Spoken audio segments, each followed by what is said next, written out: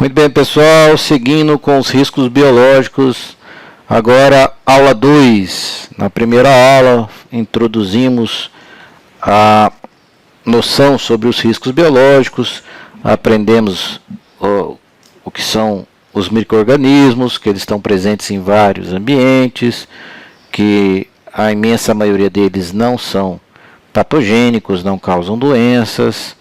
Vimos a história do descobrimento desses agentes, vimos que a ciência trouxe luz a muitas crendices, a muitas superstições, a muitas interpretações erradas, achando que doenças eram causadas por praga divina, ou por pecado, ou por mau ar.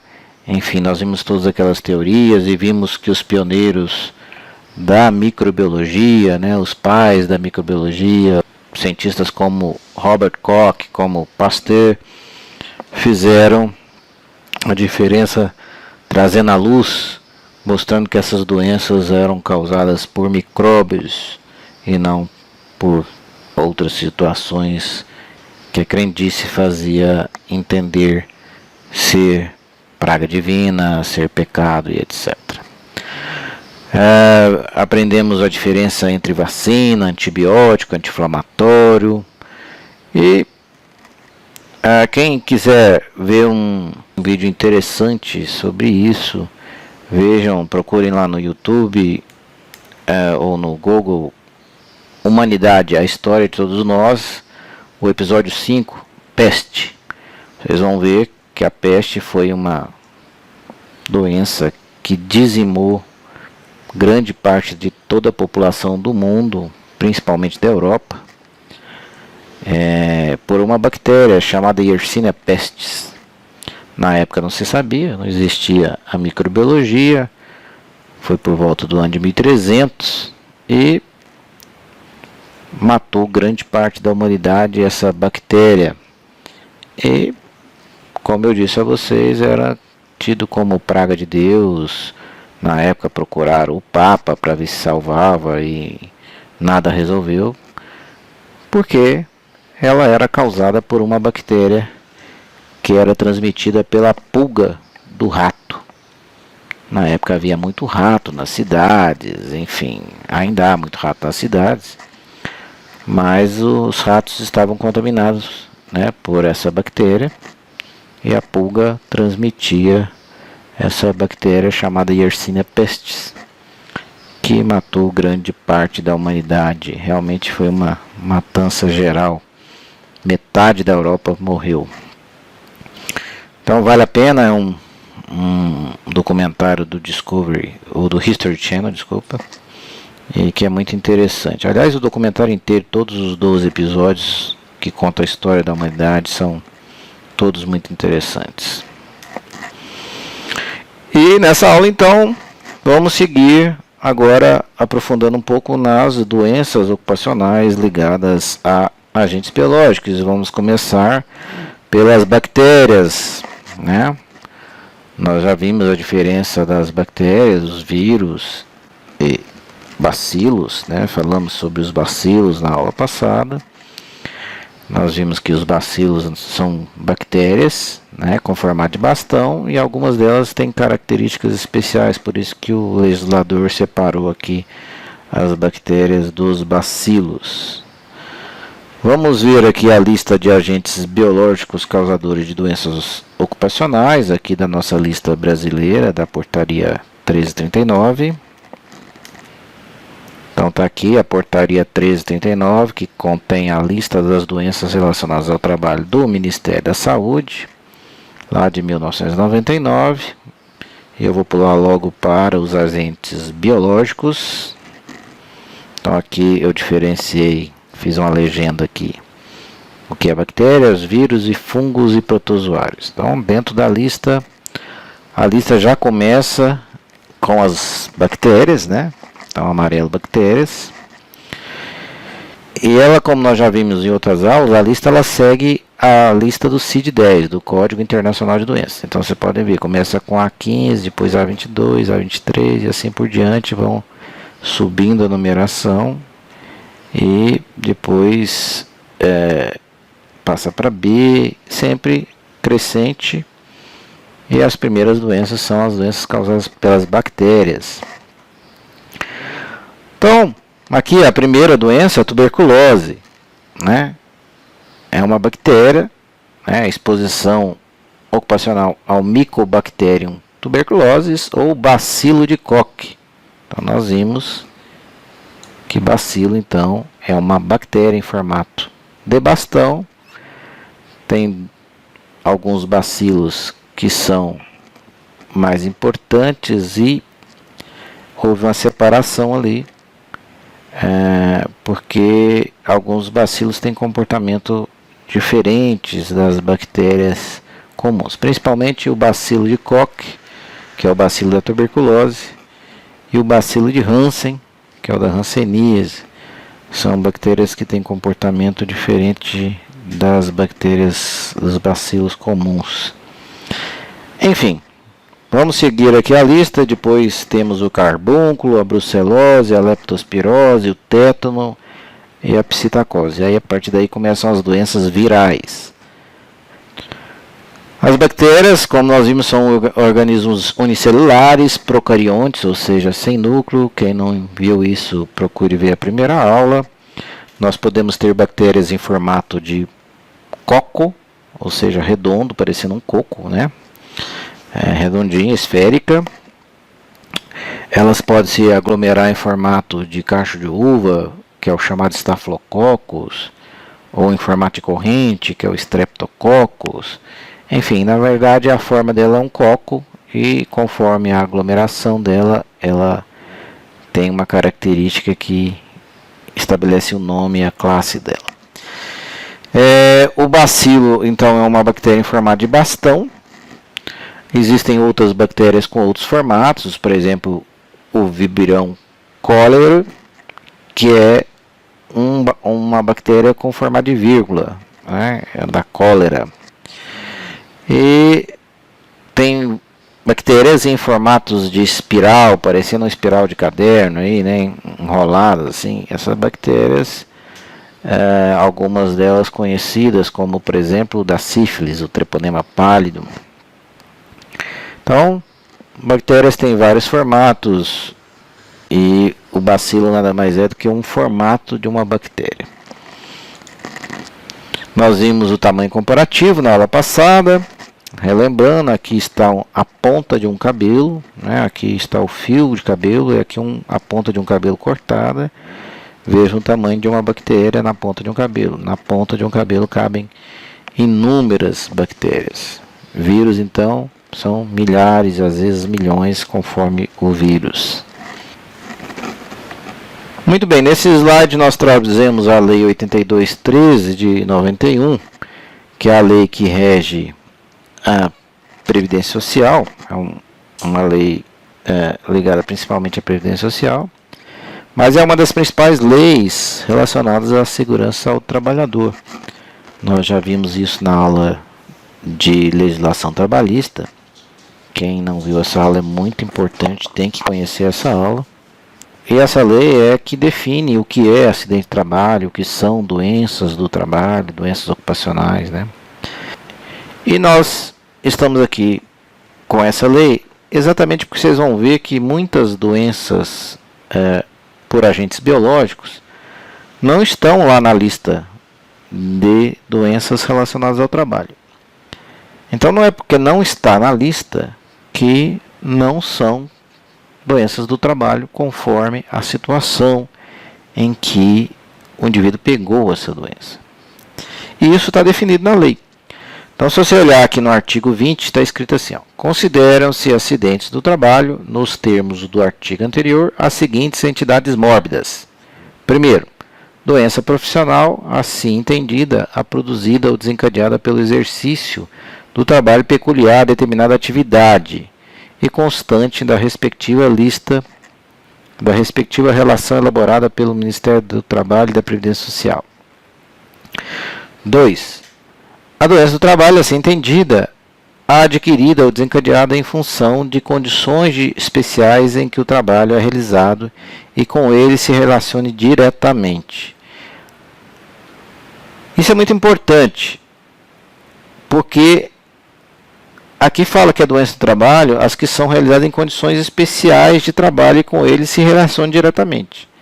Então, mesmo que a doença não esteja lá na lista, mesmo que seja uma doença por uma bactéria não relacionada na lista, ou por um vírus não relacionado na lista, isso não exclui a possibilidade dela ser do trabalho.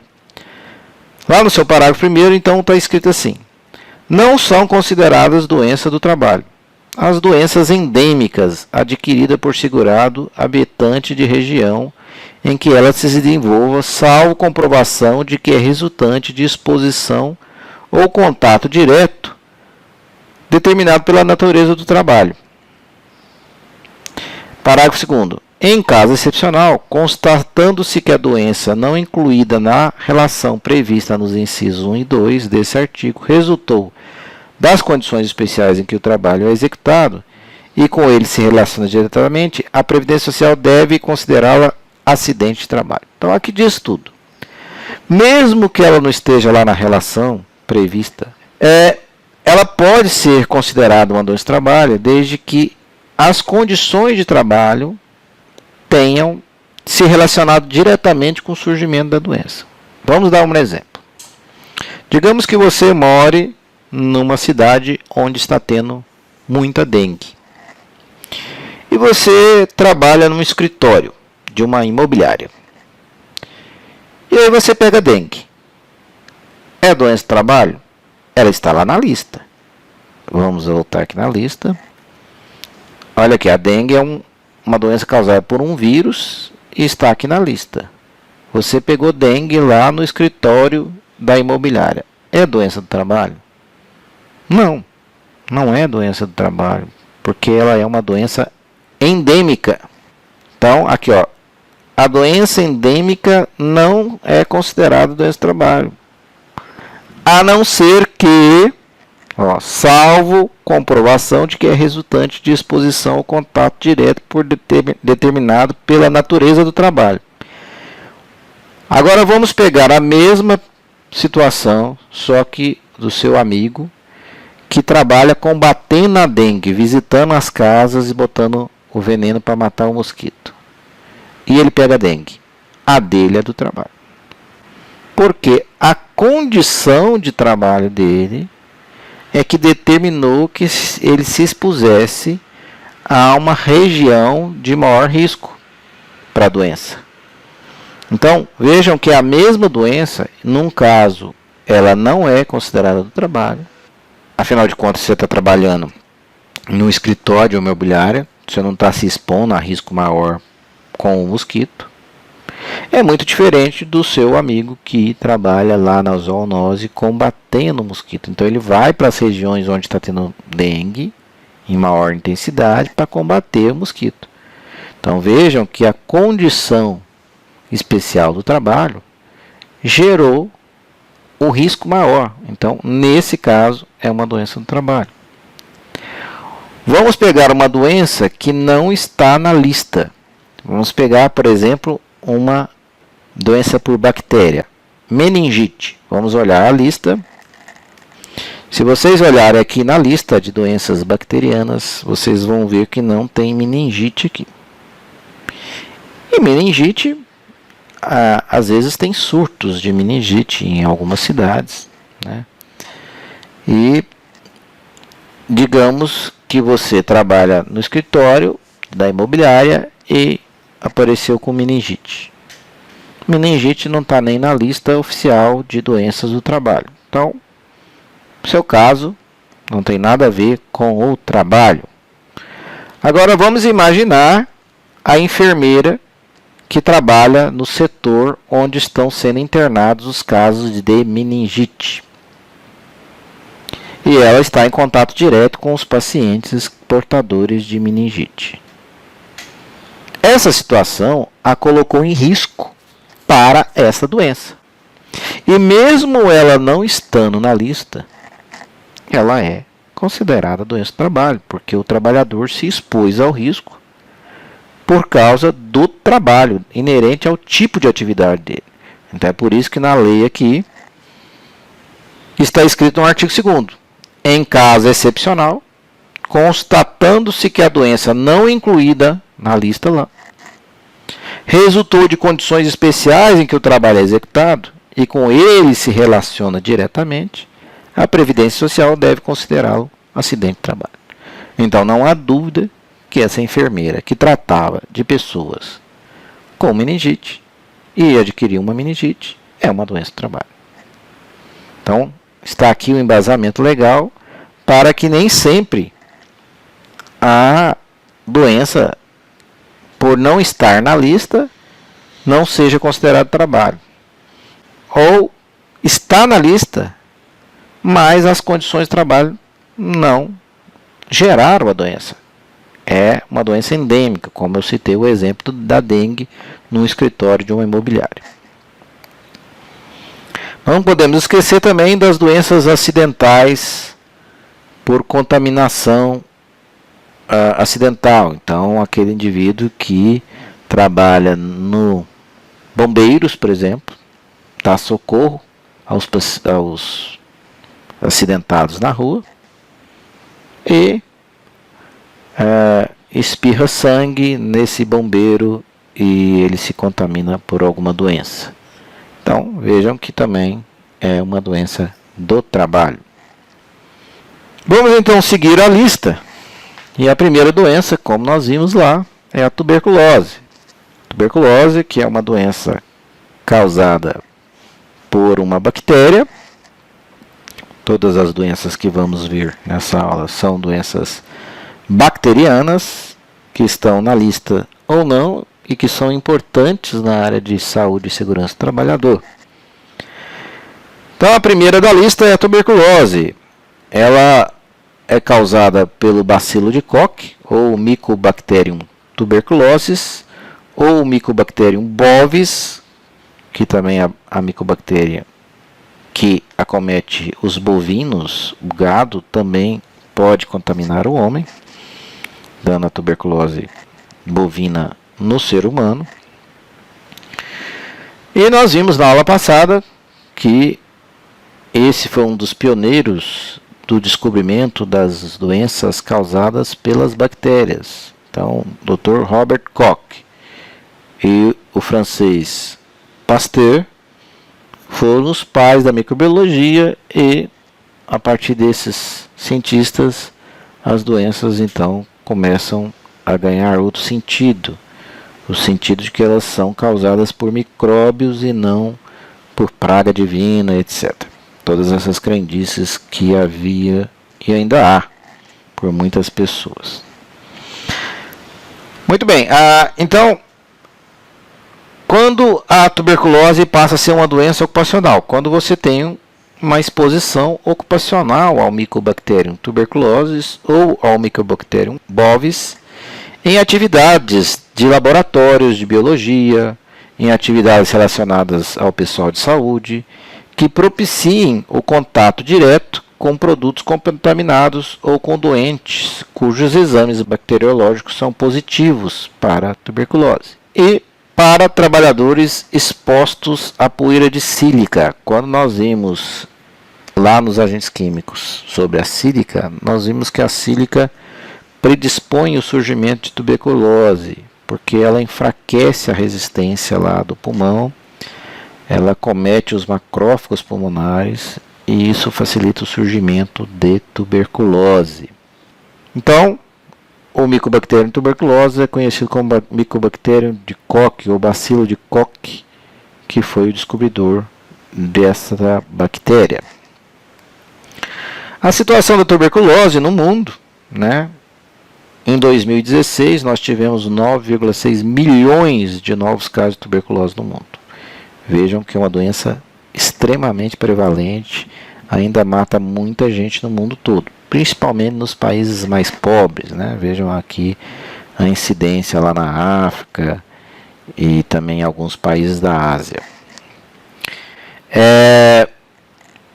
1,5 milhão de pessoas morreram em decorrência de tuberculose em 2016. O Brasil está na média de 33 novos casos para cada 100 mil habitantes, né? Então, a cada ano, por 100 mil habitantes, surgem 33 novos casos. Uberlândia, a minha cidade, que tem 800 mil habitantes, então tem por volta de 250 a 300 casos novos por ano. No Brasil, cerca de 70 mil casos novos por ano, com 4.500 pessoas morrendo. O Brasil compõe a lista dos 22 países que concentram 80% da carga de tuberculose no mundo. Tá? Então tem 22 países onde tem uma quantidade maior de tuberculose, e o Brasil está entre eles. A tuberculose ela é causada por um bacilo que é transmitido através de aerosóis pelo doente. Então o doente tosse, espirra, fala, enfim, cospe, e ele está transmitindo o Mycobacterium que sai nesses aerosóis, né? É mais perigosa a transmissão para os contatos próximos, para as pessoas que têm contato frequente com o doente. A transmissão depende do grau de infecção do doente, ou doente que está produzindo muito bacilo em aerosóis na sua fala, na sua tosse, expele uma quantidade enorme de bacilos que facilita a contaminação das pessoas em torno. Depende da forma e da duração de exposição ao bacilo e da infectividade do agente. Apesar de ser Mycobacterium, tuberculose, todos eles, ou bovis, algumas cepas são mais infectantes do que as outras. Há uma variação, né, de bactérias conforme a região, conforme o país, e aí algumas cepas são mais resistentes, têm uma efetividade maior. Então nós vimos que o agente passa a ser um risco quando o tempo de contato, a natureza do agente, no caso aqui a natureza é um Mycobacterium tuberculose, mas tem algumas cepas mais resistentes, mais infectantes. E o tratamento cessa a transmissão em torno de 15 dias. A partir do indivíduo começou a tomar o remédio, em torno de 15 dias cessa a transmissão. Ele não mais elimina bacilos vivos capazes de contaminar outra pessoa. Vejam como isso é essencial, né? E o que a gente observa é que muitas pessoas não se tratam direito, porque se tratasse, a gente conseguiria cortar o ciclo da doença mais facilmente.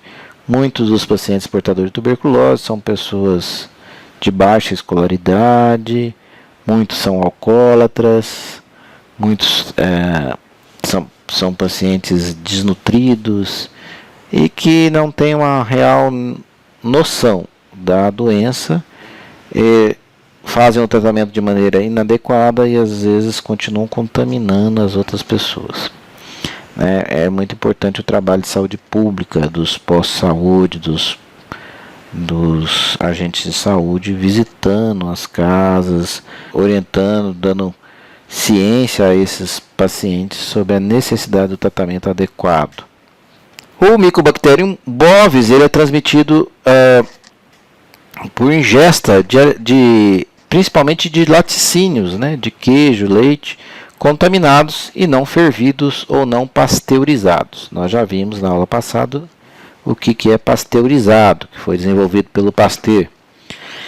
E ele representa cerca de 1 a 2% dos casos de tuberculose. Então vocês vejam que quase todos os casos de tuberculose são Mycobacterium tuberculosis, ou seja, tuberculose humana. Em alguns casos é que tem-se a tuberculose bovina no ser humano.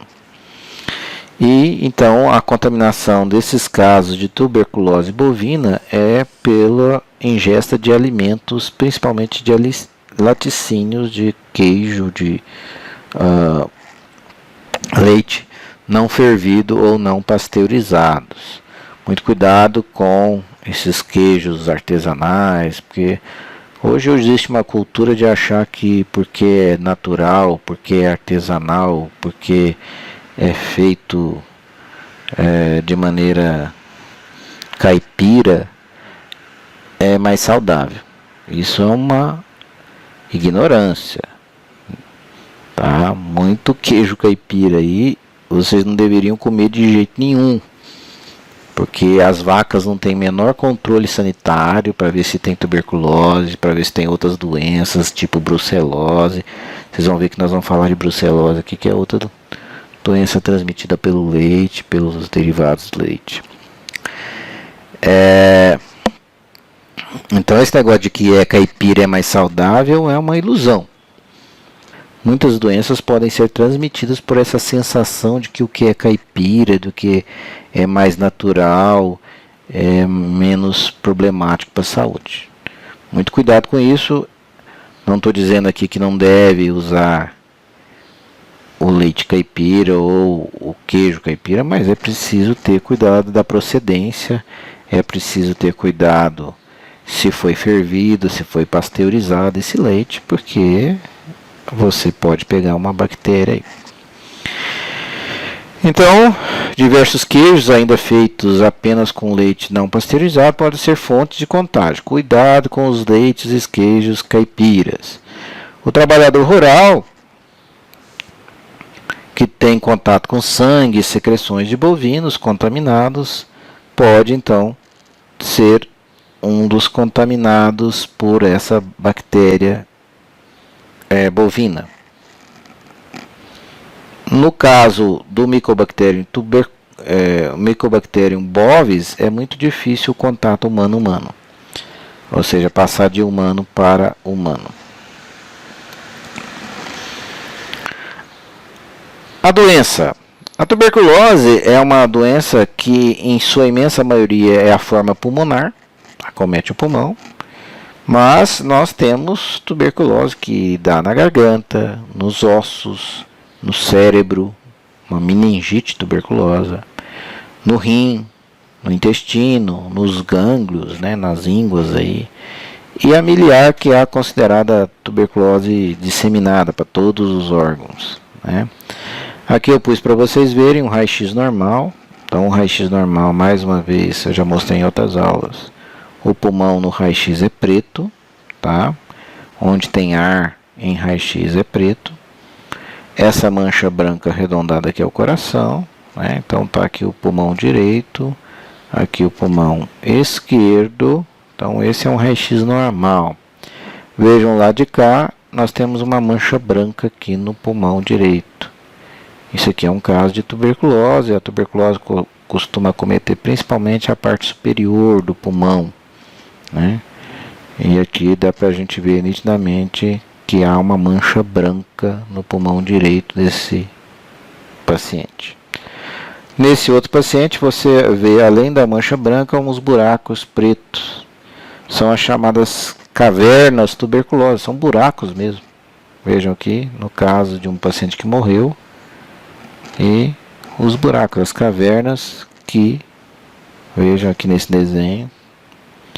O que acontece? Dá pus, começa a infeccionar, dá pus, apodrece o pulmão naquele pedaço, o indivíduo tosse e vai tossindo e saindo secreção e pedaço do pulmão. E vai ficando buracos, Então, é uma doença pulmonar grave, já matou muita gente e ainda mata, como vocês viram ali.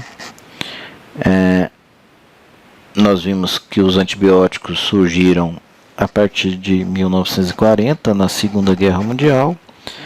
Então, muitas pessoas que pegavam tuberculose no passado estavam condenadas a morrer ou ao organismo reagir e combater essa doença por si só. Então, depois do surgimento dos antibióticos, hoje a tuberculose é totalmente tratável, com cura de 100% dos casos, principalmente se você tratar corretamente e desde que você não tenha uma outra doença junto que prejudique o tratamento, tipo AIDS. Tem muito aidético que pega tuberculose, então aí são casos mais complicados de se eliminar totalmente a doença.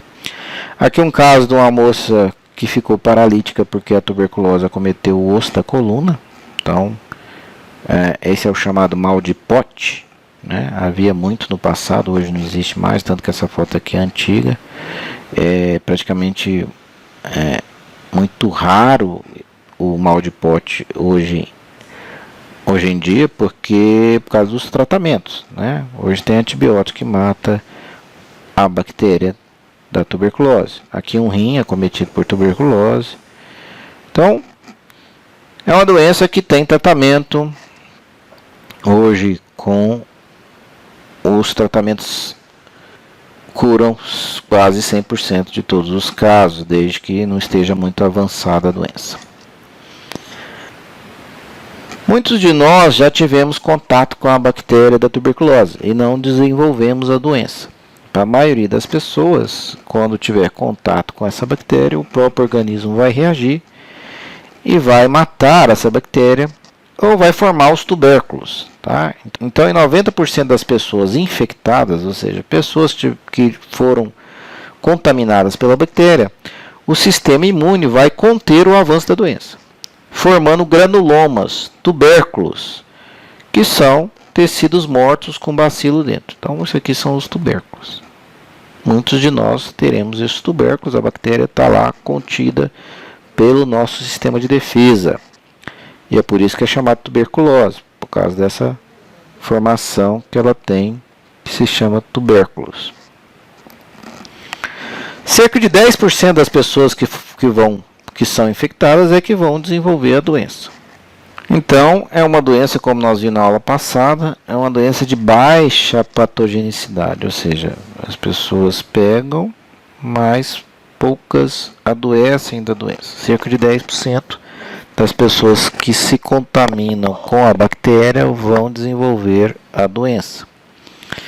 Alguns fatores favorecem o surgimento da doença. Então, HIV, né? A AIDS, pacientes com câncer, pacientes tomando medicamentos que abaixam resistência, alcoolismo, desnutrição, diabetes, como nós dissemos agora mesmo. Então, essas pessoas têm uma tendência maior a desenvolver a doença. E a imunodepressão, por exemplo, a AIDS, favorece o surgimento de formas mais graves. Por exemplo, aqui está uma tomografia normal de um paciente sem nenhum problema. Nós sabemos que a tomografia ela tira uma foto como se fosse um corte do paciente. Aqui está o tórax do paciente, aqui está a frente, né, o peito do paciente, aqui está as costas do paciente, a coluna está aqui, aqui está o coração, certo? E o pulmão esquerdo e o pulmão direito, né? Então, o pulmão, mais uma vez, é preto no exame de raio-x na tomografia. Vejam como está esse pulmão aqui, cheio de pintinhas brancas. Então, essa é uma tuberculose miliar. É uma forma grave da tuberculose, onde a tuberculose está toda espalhada. É diferente de casos como aquele que nós vimos aqui, onde a tuberculose está localizada só numa parte do pulmão. Na tuberculose miliar, ela pega todo o pulmão e todo o corpo, vai para várias regiões do corpo, inclusive cérebro. Os principais sintomas da tuberculose são a falta de apetite, o emagrecimento, cansaço, dor no peito, febre, às vezes catarro com sangue, às vezes suando à noite. Então é comum as pessoas com tuberculose ter uma febre baixa e muita sudorese à noite. E, claro, o principal sintoma é a tosse persistente. Então, uma pessoa que tem uma tosse persistindo por mais de semanas, é importante que vá a uma unidade de saúde para verificar se não pode ser uma tuberculose. O diagnóstico é feito então através do raio-x, mostrando a mancha no pulmão, e a baciloscopia do catarro. Então, o indivíduo vai escarrar num copinho do laboratório e esse escarro vai ser analisado no laboratório. Vai ser feita uma coloração especial desse catarro e aí você identifica a bactéria. Tá? Aqui é a bactéria, um bacilo, como eu disse para vocês, uma forma compridinha, né, parecendo um bastão. E essa é a bactéria da tuberculose. O tratamento é totalmente gratuito pelo governo, não existe remédio para tuberculose nas farmácias normais, você não compra remédio para tuberculose nas farmácias, tá? Eles são remédios fornecidos pelo governo, são antimicrobianos, né? Que eu acho que é o termo mais correto para falar de antibióticos, né? Na verdade, esse termo antibiótico confunde muita gente. Na verdade, se todo mundo conhecesse como antimicrobiano, já dá para entender que é para matar micróbio. E aí não haveria essa confusão que nós vimos na aula passada de anti-inflamatório com antibiótico.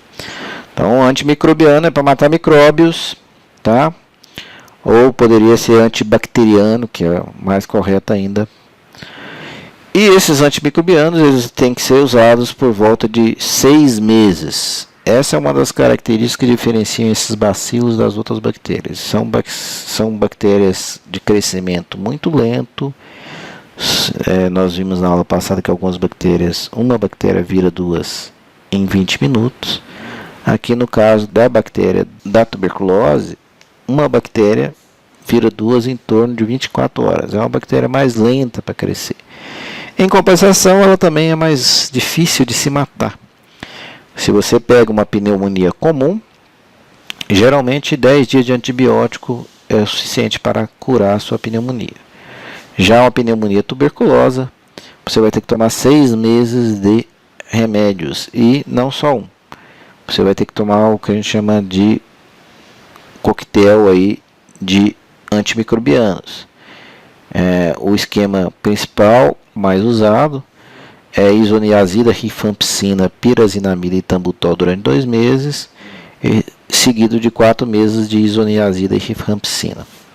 Então, nos primeiros 2 meses são 4 tipos de remédios, e nos outros 4 meses são 2 tipos de remédios. Então, isso tudo é fornecido pelo governo, já vem o pacote já com os 2 remédios juntos, né? O comprimido já consta os 2 tipos de antimicrobianos. E, infelizmente, tem surgido casos cada vez mais resistentes a esses antimicrobianos. Nós vamos, no finalzinho dessa aula, falar sobre resistência bacteriana, porque tem surgido as chamadas superbactérias, muito por uso inadequado de antibióticos. Nós já falamos isso na aula passada. Hoje, proibiu-se a venda de antibióticos, exatamente porque usava-se muito errado antibióticos. Isso é uma das causas de surgimento de bactérias resistentes. E outra é o indivíduo que não se conscientiza nem trata direito. Então ele começa a tratar, para no meio do caminho, e aí as bactérias que sobram são as bactérias mais resistentes. E assim por diante. Então é muito importante o trabalho comunitário de conscientização para o tratamento correto. Bom, para a tuberculose, nós temos vacina, né, que é feita logo no nascimento da criança, é a BCG. BCG, que significa bacilo de Calmette-Guerin, que foi o cara que desenvolveu esse bacilo, né? Na verdade, ele desenvolveu essa vacina fazendo um bacilo mais fraco. Esse bacilo, então, gera uma imunidade contra o bacilo da tuberculose. Ela é feita logo no primeiro ano de vida da criança. Está aqui um bebê tomando já a vacina. Ela é feita subcutânea, embaixo da pele, geralmente no braço direito. Todo mundo pode olhar que deve ter um sinalzinho da marca de tuberculose igual esse aqui, ó, dá uma cicatriz. Marca da vacina de tuberculose, que dá uma cicatriz assim. Essa é o sinal de que você tomou a vacina de Calmette-Guerin, BCG. Ela protege de 50% a 80% dos casos, né? Nós vimos isso na aula passada, que nenhuma vacina é 100%.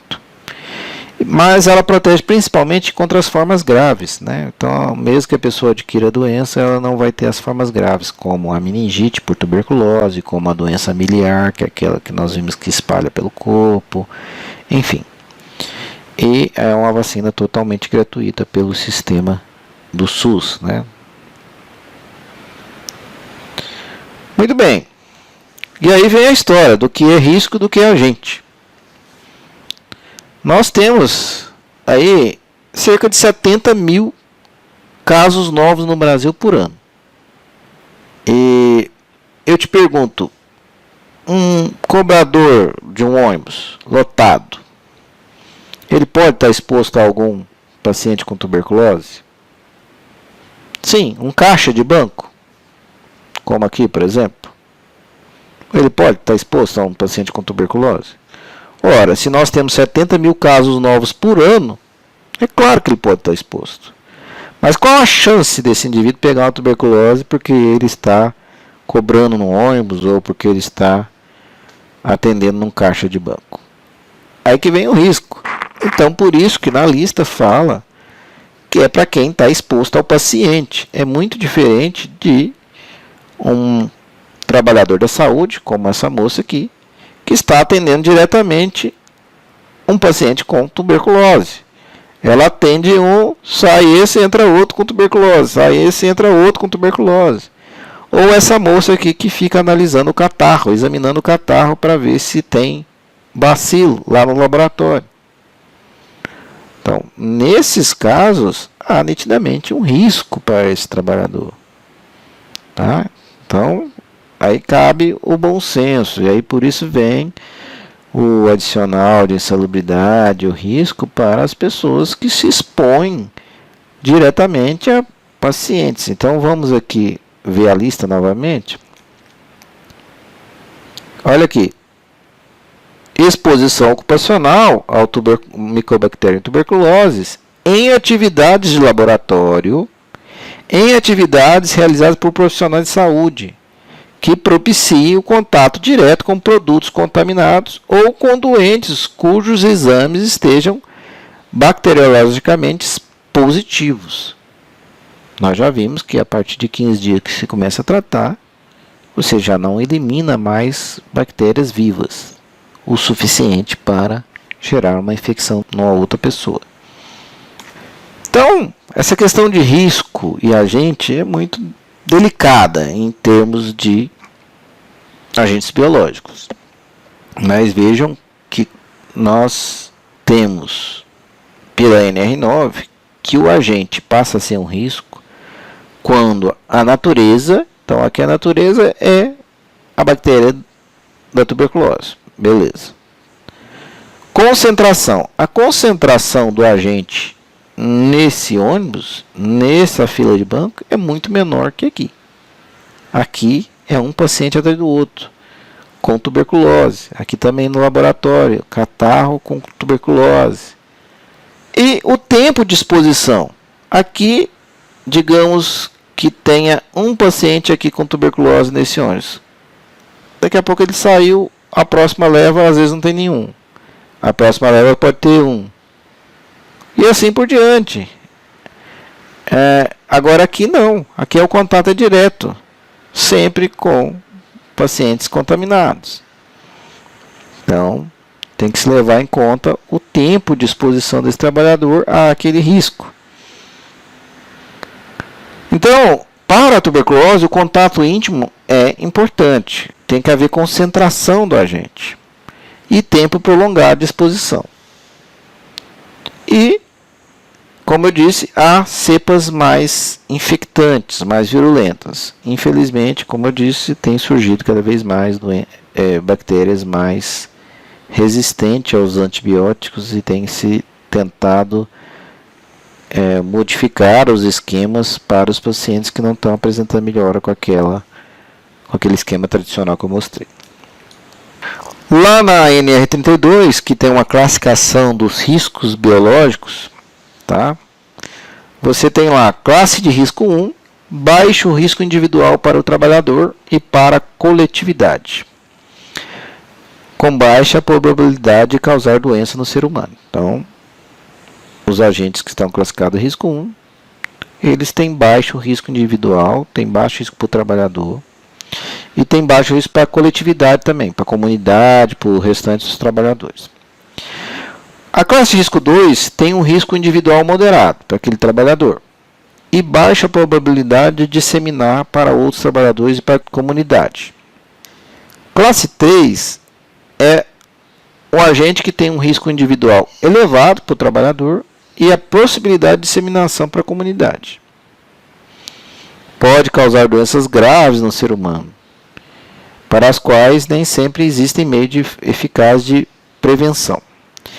Classe 4, o risco individual é elevado, com probabilidade de elevada disseminação para toda a comunidade. Apresenta grande poder de transmissibilidade de um indivíduo para o outro. Podem causar doenças graves ao ser humano, para as quais não existem meios eficazes de profilaxia, ou seja, de prevenção ou de tratamento. E o Mycobacterium tuberculose e o bovis, então, eles são classificados lá na NR32 como 3. Então, risco individual elevado para o trabalhador e com possibilidade de disseminação para a comunidade. Não tem dúvida que pode transmitir para a comunidade. Pode levar a doenças graves, como eu disse, e para as quais nem sempre existem meios de profilaxia e tratamento. Tá? Muito bem, seguindo com a lista, agora vamos para o carbúnculo, que é a segunda doença bacteriana lá da lista. O carbúnculo é uma zoonose, ou seja, uma doença dos animais que passa para o ser humano. Então, é uma zoonose causada pela exposição ocupacional ao bacilo anthracis. Então, mais um bacilo, mais uma bactéria em formato de bastão. Olha aqui, vejam como ela tem um formato de bastão. Em atividades suscetíveis de colocar os trabalhadores em contato direto com animais infectados ou com cadáveres desses animais. Trabalhos artesanais ou indústrias de pelos, pele, couros e lã. O bacillus anthracis, mais uma vez descoberto pelo Dr. Robert Koch, ele é uma bactéria causadora do carbúnculo e foi descoberto então em 1876 pelo Dr. Koch. Ele causa uma infecção nos animais, podendo levar à morte desses animais, e no ser humano causa ferimentos, infecções, principalmente de pele, desse tipo aqui, que nós vamos ver mais para frente. O bacilo anthracis, ele ficou muito famoso depois de 11 de setembro de 2001. Quem é novo aí não vai lembrar muito com detalhe dos ataques terroristas às Torres Gêmeas, né? E aí a outros prédios americanos no dia 11 de setembro de 2001. Os terroristas da Al-Qaeda, comandados por Osama Bin Laden, sequestraram aviões, e esses aviões foram, junto com os passageiros todos, chocados contra as Torres Gêmeas, que eram os prédios mais altos de Nova York. São dois prédios iguais, né, por isso são chamadas Torres Gêmeas, e o que fez a morte de milhares de pessoas, tanto do avião, dos passageiros do avião, quanto dos funcionários dos escritórios desses prédios, né, porque eram dois prédios comerciais com escritórios lá. Bem no centro financeiro de Nova York, com milhares de pessoas trabalhando lá, e esses prédios desabaram. Então morreram nesse ataque terrorista em torno de 3.000 pessoas, 2.996 mortes, incluindo 19 sequestradores, 2.977 vítimas, 2.606 só na cidade de Nova York e 125 no Pentágono, pois teve um avião também que foi jogado contra o prédio do Pentágono, tá aqui, que é a sede do Ministério de Defesa americano, né? Lá em Washington. Eu tive a oportunidade de estar na Torre Gêmeas 2 anos antes. Tá aqui minha foto em frente à Torre Gêmea, e lá de cima da Torre Gêmeas Em 1999 estive lá com a minha esposa visitando e 2 anos depois houve o ataque terrorista e essas torres hoje não existem mais, fizeram outras torres no local e fizeram um monumento lá às vítimas do terrorismo. E por que o Basilantas ficou famoso nessa época? Porque além dos ataques com os aviões, os terroristas começaram a enviar cartas contendo o Bacilantras em forma de pó. E essa forma do Bacilantras, que é uma forma esporulada, eu pus aqui um milho para vocês entenderem mais ou menos o que seria uma forma esporulada. A bactéria, normalmente, quando ela está viva, ela é compridinha assim em forma de bastão. É um bacilo. Mas ela consegue sobreviver em condições inóspitas, ou seja, em condições não favoráveis, ela esporula, ou seja, ela fica hibernando como se fosse uma semente, ela fica ali muito tempo. Uma semente de milho ela pode ficar guardada aí muito tempo. Só depois que você joga na terra ela vai crescer se houver a condição favorável, água, terra, umidade, calor, enfim, tudo isso para ela crescer. É a mesma coisa que a bactéria. A bactéria ela fica nessa forma aqui e quando houver condição favorável, né, ela estiver num hospedeiro, ela vai crescer e vai gerar infecção. E esses terroristas então mandavam a forma esporulada em forma de pó em cartas, né? Aqui está uma carta que foi mandada para um senador lá dos Estados Unidos, né? E aqui escrito, vamos lá ler: You can't stop us, ou seja, você não pode nos parar. Você tem o antrax. Você vai morrer agora. Você está com medo? Morte para a América. Morte a Israel. Alá é grande. Então, são radicais islâmicos, da religião islâmica, onde eles acreditam que Alá é o Deus único e Maomé é o profeta, né? E algumas seitas do islamismo são muito radicais e combatem qualquer outro tipo de religião, qualquer outro tipo de crença, né? E esses terroristas então têm como alvo primordial os Estados Unidos e então eles enviaram cartas e muita gente se contaminou, né? Pessoas, 17 cartas foram enviadas. E, enfim, é uma guerra biológica, é um ataque biológico através do antrax, da Bacilantras. Vejam que ele causa uma doença altamente mortal, de alta letalidade, ou seja, muito virulenta a doença, desde que ela seja aspirada para o pulmão. Não é o que acontece com os trabalhadores. Com os trabalhadores eles se contaminam geralmente com pequenos ferimentos na pele. Nós vamos ver aqui.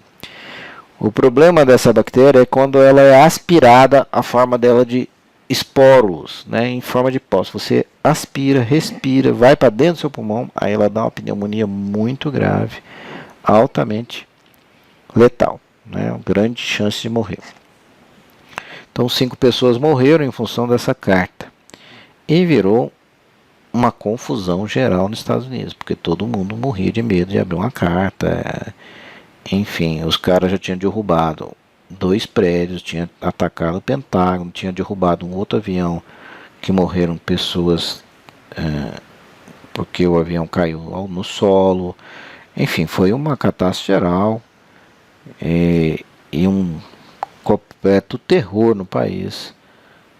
Hoje ainda a gente vê aí o Estado Islâmico fazendo horrores aí no mundo, né? O último ataque agora lá em Paris. Então são radicais dessa religião que fazem a chamada jihad, né, que é a Guerra Santa. Eles acreditam que tem que destruir as outras religiões. O antrax, então, é uma zoonose, é uma doença infecciosa que geralmente afeta animais, em especial os ruminantes, tais como cabras, gado, ovelhas, cavalos. Ruminante, não sei se vocês sabem o que são animais que têm rumen. Se vocês olharem uma vaca no pasto, vocês vão ver que ela está sempre mastigando, sempre fazendo aquele movimento de mastigação, mesmo sem estar comendo capim. Porque nesses animais eles comem o capim e esse capim vai para o rumen, que é tipo um pré-estômago. E esse rumen fica voltando a comida à boca para que haja mais mastigação. Então a comida vai para o rumen, depois volta à boca e ele mastiga novamente para ajudar na digestão das fibras do capim, enfim, as fibras vegetais. Então são animais ruminantes. No Brasil, a vacinação no passado e o controle sanitário, são dois controles aqui, do Ministério da Agricultura, o antraz é uma doença praticamente erradicada em nosso país. É muito mais comum na África e na Ásia, mas ainda temos alguns casos no Brasil. É mais raro. A transmissão não é transmitida de pessoa para pessoa, é transmitida para humanos pelo contato com animais infectados ou produtos desses animais industriais ou artesanais, na agricultura, em laboratórios. Então, trabalhadores em contatos com pelo, com lã de carneiro, com couro, pele, ossos, em especial de animais provindos da África, da Ásia, de matadouros, curtumes, moagem de ossos, tosa de ovinos, enfim. Ela é conhecida também como a doença dos tosqueadores. Tosqueadores é o indivíduo que retira a lã, né, dos ovinos. Então, são consideradas doenças ocupacionais, né, para os trabalhadores que lidam com animais possivelmente infectados por essa bactéria. As infecções de pele representam 95% dos casos. Tá? É raramente fatal se tratado. 20% dos casos evoluem para toxemia e morte. Então, a maioria das pessoas vão tratar e melhorar dessa infecção. A contaminação é através de pequenos ferimentos que se contaminam com os esporos, né, com a bactéria. E essa bactéria, então, vai infectar a pele, gerando, né, essas feridas aqui. Tá? Geralmente, com antibiótico, você consegue, então, controlar a maior parte dos casos. Então, como eu disse, o maior problema é quando ela é aspirada, né, os esporos que vão para o pulmão. Aí você pode sim ter uma doença mais grave, que é uma pneumonia extensa, que acomete os gânglios e evolui para septicemia e morte. Nesse caso, a mortalidade de quem aspira os esporos é de 50% a 80%, mesmo com o tratamento. Então, mesmo você dando antibiótico, as pessoas que se contaminaram tiveram a pneumonia pelo antraz, podem então adquirir essa pneumonia grave e que mesmo com antibiótico você não consegue debelar essa infecção. Então, o problema principal é a aspiração dos esporos. E aí, a doença dos tosqueadores é muito problemática porque quando você vai tirar a lã, você está tirando seco, né? E se houver contaminação desses animais, os esporos podem estar, né? Porque o esporo ele está na forma seca. E você respira aquela poeira contendo os esporos. E aí pode sim, então, ter a doença dos tosqueadores, evoluir para essa pneumonia grave. A forma digestiva, ela acontece quando você come carne contaminada com antraz. Aqui é muito importante a questão do aquecimento, né, da ferver a carne, assar a carne, bem carne crua, alimentos crus é que são os problemas, né? Então sempre alimentos cozidos, assados, etc. Ela pode causar lesões na boca, na garganta, no intestino. O indivíduo vomita sangue, tem diarreia grave, inflamação intestinal, perda do apetite. Depois pode se espalhar pelo sangue e causar a morte com uma taxa de letalidade de 25 a 60%. Então, alimentos contaminados também é uma forma de adquirir a doença. O diagnóstico pode ser feito através de exame da ferida, né? Você passa um cotonete e manda examinar no laboratório e você vai encontrar o bacilo lá. Então, tá aqui, forma de bastão. Você pode fazer a cultura, ou seja, botar na placa de cultura e deixar a bactéria crescer lá e depois examinar para ver se é mesmo o bacilo anthracis. Raio-X nos casos de suspeita de pneumonia por antraz. O antraz, como nós vimos, a imensa maioria é na pele, são feridas de pele, e você consegue curar com 7 a 14 dias de antibiótico. Os antibióticos usados são penicilina, tetraciclina, ciprofloxacina, etc. A vacina ela está recomendada para pessoas de alto risco em zonas endêmicas e populações de risco. Ela também tem sido feita em soldados americanos que vão para regiões de zona de conflito, onde pode ter terrorista usando esse ataque biológico através do antraz. E ela protege cerca de 90%. A vacinação dos animais é recomendada nas regiões também onde tenha surtos da doença. Ele de novo, Pasteur, para variar, em 1881, foi o primeiro criador da vacina. Ele vacinou 25 ovelhas e não vacinou outras 25. Depois inoculou o bacilo anthracis. Todas as vacinadas sobreviveram e todas as não vacinadas morreram. Tá? Tem aqui a fonte, vocês podem ler sobre isso. Pasteur realmente, esse francês, foi um cientista revolucionário para a medicina, para a saúde humana. Como eu disse para vocês, foi um dos grandes cientistas que jogou luz a muitas trevas da ignorância em termos das doenças infecciosas.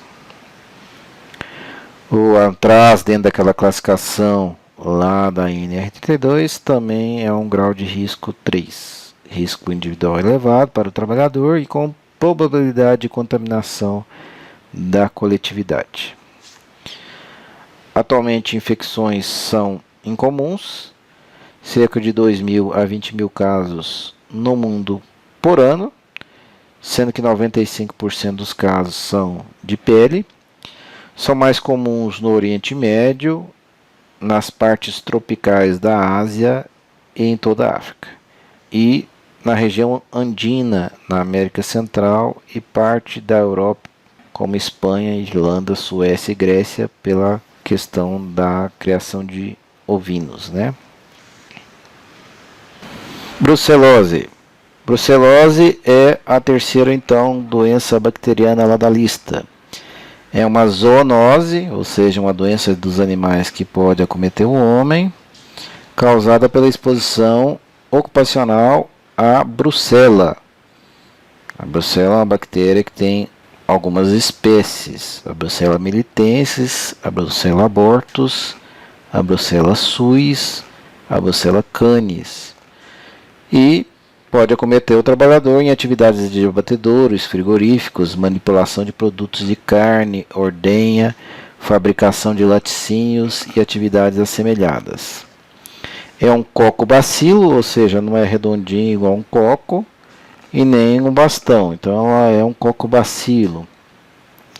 A Brucella militensis acomete caprinos, a abortos bovinos, gerando abortos em vacas. Aqui está um bezerro abortado e aqui focos de acometimento da brucelose na placenta do bezerro. A Brucella suis, que acomete suínos, e a Brucella canis, que acomete caninos. A transmissão ocupacional se dá com contato com animais doentes, sua carcaça, sangue, urina, secreções, fetos abortados, placenta, em abatedouros, frigoríficos, manipulação de carne, produtos derivados da ordenha, fabricação de laticínios e atividades, principalmente através de pele feridas. Como eu disse agora mesmo, a ingestão de leite e derivados de leite contaminados de animais infectados é uma fonte de se adquirir a doença brucelose. Nós falamos agora mesmo quando citamos a respeito do leite caipira, do queijo caipira. Muito cuidado pela procedência desses leites e queijos caipiras, né? Não é porque caipira é mais saudável, como eu disse. Tem que ver a procedência, ver se os animais têm um controle sanitário, etc. Pode acontecer contaminação por acidente em laboratório e a transmissão de pessoa para pessoa é rara. Aqui está uma foto de um queijo caipira e a principal fonte de contaminação do ser humano é através de leite e seus derivados contaminados. A brucelose no Brasil é uma doença bovina endêmica, tem uma prevalência de 0,06 até 10% das fêmeas podem estar infectadas. Aqui está o estudo da prevalência nos diversos estados, né? 2003, 2004, enfim, a prevalência de focos. Em 2001 foi criado o Programa Nacional de Controle e Erradicação da Brucelose e Tuberculose Animal. Como medida prioritária do programa está a vacinação de fêmeas bovinas e bubalinas entre 3 e 8 meses de idade. De acordo com o Departamento de Saúde Animal, em 2013 o número de fêmeas bovinas vacinadas nessa faixa etária chegou a 16 milhões, ou seja, 77% de cobertura vacinal. Então aqui é a marca que você tem que fazer na fêmea que está vacinada. Então um V e o ano. Então, por exemplo, essa aqui foi vacinada da brucelose em 2016. As fêmeas têm que ter essa marca para evitar a disseminação da brucelose pelo gado. No ser humano, os sintomas são muito variados. Ela é conhecida como a doença dos 100 sintomas, 100 com S e 100 com C. Ou seja, pode não ter sintoma nenhum ou pode ter centenas de sintomas. A fase aguda da doença dura em torno de até 2 meses, pode ser confundida com uma gripe, dar febre, sudorese, calafrios, fraqueza, perda de apetite, dor de cabeça, dor no corpo, mal-estar, fadigas, ímbas, enfim, parece uma doença infecciosa geral que não dá para você identificar muito bem o que é. Na fase crônica, ela pode levar meses a anos, os sintomas são mais intensos, dando febre recorrente, grande fraqueza muscular, forte dor de cabeça, falta de apetite, perdendo peso, tremores, manifestações alérgicas tipo asma, urticária, pressão baixa, labilidade emocional, etc. É uma doença sistêmica que nos quadros mais graves pode afetar vários órgãos, entre eles o sistema nervoso central, o coração, os ossos, as articulações, o fígado, o aparelho digestivo, enfim, a bactéria pode acometer todo o corpo. O exame bacteriológico de material, sangue, medula óssea, linfonodo, pode ser uma das formas de diagnosticar a doença. A cultura, pegar o sangue e cultivar no laboratório, e alguns testes laboratoriais. Você tem teste para verificar se está contaminado com a brucela. O tratamento é através de antibióticos, pode durar até 45 dias dependendo da forma, com antibiótico tipo doxiciclina, tetraciclina, sulfa, etc. A prevenção da brucelose no homem depende muito do controle e erradicação da doença nos animais, vacinação dos animais, detecção e eliminação precoce dos animais infectados. Não existe atualmente vacinas eficazes para o ser humano. Leites e derivados lácteos devidamente pasteurizados, fervidos, não pode deixar de olhar esse aspecto. Treinamento dos trabalhadores é essencial. A brucelose está classificada como grau de risco 3 também na NR32. Então, risco individual elevado para o trabalhador e com probabilidade de contaminação para a coletividade. Tanto faz qual das espécies da brucela, tanto faz a abortos, a cânhamo, a militência, etc. E agora a leptospirose. A leptospirose é outra doença ocupacional da lista brasileira por agente biológico, é causada pela bactéria Leptospira icterohemorragiae e outras espécies Leptospira. E é uma zoonose que é transmitida em especial pelo rato, a urina do rato que contém essa bactéria aqui que é uma espiroqueta. Vejam que ela parece uma espiral de caderno aí, né? Então ela não é nem bacilo, nem coco, ela tem esse formato em espiral. Então é uma espiroqueta. E ela então ocupacionalmente adquirida nos trabalhos com contato com águas sujas, onde o rato possa ter eliminado sua urina, contaminando a água e esgotos, etc. Né? Então, são trabalhos efetuados dentro de minas, túneis, galerias, esgotos em locais subterrâneos, trabalhos em cursos d'água, trabalhos de drenagem, contato com roedores, trabalho com animais domésticos e com o gado, preparação de alimentos de origem animal, peixes e laticínios. Então, a doença é uma doença causada por uma bactéria presente na urina do rato, principalmente, que normalmente se espalha pela água suja das enchentes e esgotos. As pessoas podem ficar doentes quando entram em contato com água e lama contaminada com urina de roedores, ratazanas, ratos, camundongos, mas também cães podem ter leptospirose, bovinos podem ter leptospirose, ovinos, caprinos também podem ser portadores de leptospira e podem contaminar o ser humano. Então, se a gente pensar a população de rato nas cidades, volta e meia a gente depara com algum rato no nosso meio de convívio, de vez em quando o pessoal posta rato em supermercado, enfim. Mas isso é um problema crônico dos grandes centros urbanos, né? Para vocês terem ideia, em São Paulo é cogitado que há cerca de 10 ratos para cada pessoa. Então para cada habitante de São Paulo há 10 ratos. Em Nova York, em torno de 7 ratos por pessoa. E o Brasil há uma média de 5 a 10 ratos por pessoa. Aqui uma manchete de jornal. Ratos correm às soltas em Paris, na pior crise de décadas.